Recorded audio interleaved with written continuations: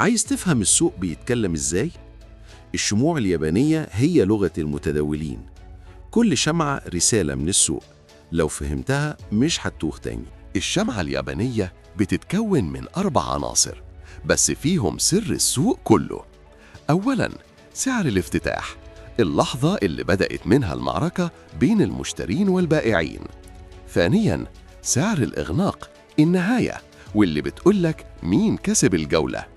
ثالثاً، أعلى سعر، أقصى محاولة وصل لها المشترين قبل ما يفقدوا السيطرة. رابعاً، أدنى سعر، النقطة اللي البائعين حاولوا يوصلوا ليها قبل ما السوق يرتد. والنتيجة، شكل الشمعة نفسه بيحكي لك القصة الكاملة، مين ضغط أكتر ومين انسحب. افهم ال4 نقاط دول، هتبدأ تقرأ السوق من غير ما حد يشرح لك. استنى الحلقة الجاية، هنعرف فيها سر أقوى شمعة بتكشف انعكاس السوق قبل ما يحصل، شمعة البيمبار. تابع السلسلة وخليك دايماً سابق السوق بخطوة.